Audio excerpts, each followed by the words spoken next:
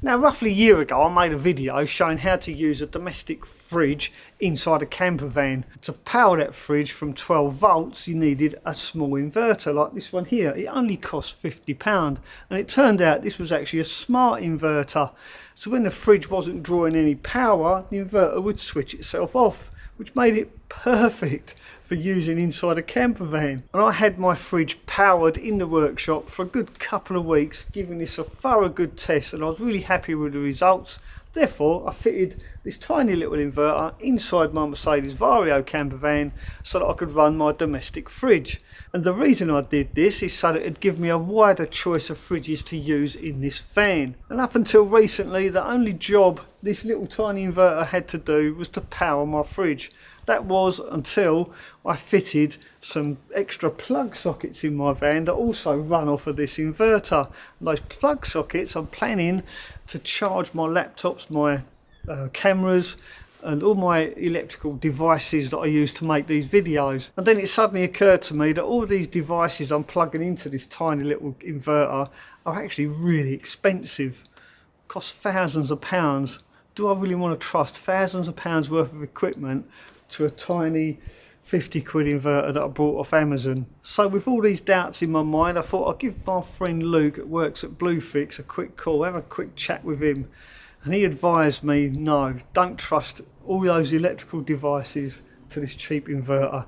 Get yourself something a bit better, he said. So that's exactly what I've done. I've taken Luke's advice, and I do trust his advice. After all, he advised me what MPPT charge controller I should use to charge these batteries. And after talking to him, I realised he is the expert, he's the main man. So I've taken Luke's advice and I've bought myself a small Victron Phoenix inverter, which is also a smart inverter. This turns itself on and off just like this one does. So today I'm going to be upgrading from a cheap 50 quid inverter to something a lot better. I'm genuinely interested to see what this has to offer. How much more do I get for that extra couple of £100 over this one? Right, let's connect it up and find out.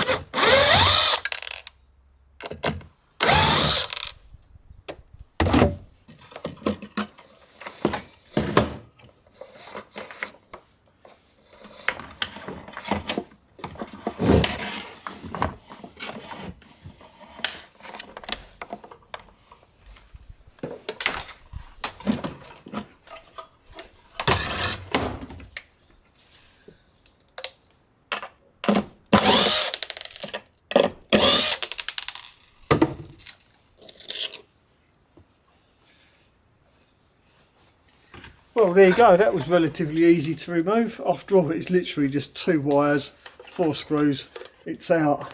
Right, now, something's just occurred to me. I'm a little bit worried.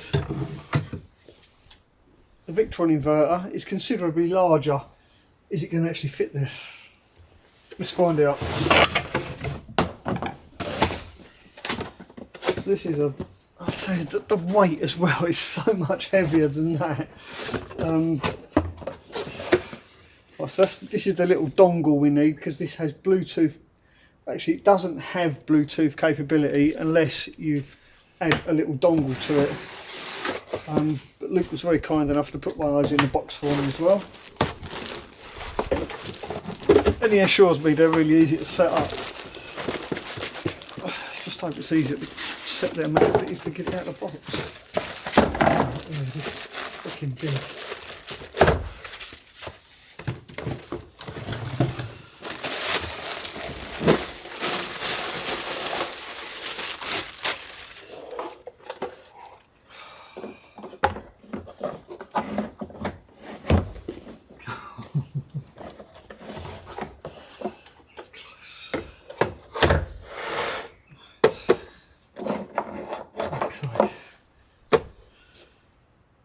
Let's get some wires.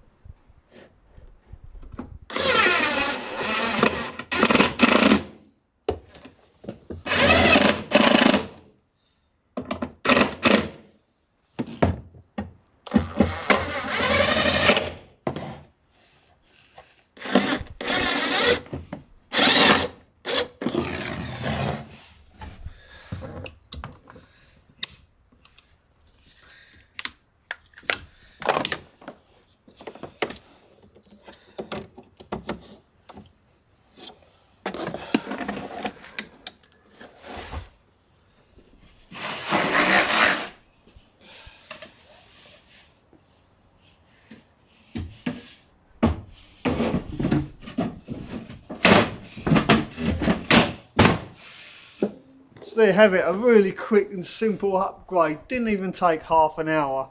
Now I have a much bigger inverter, nice clean power to charge my laptops, my cameras and all that good stuff.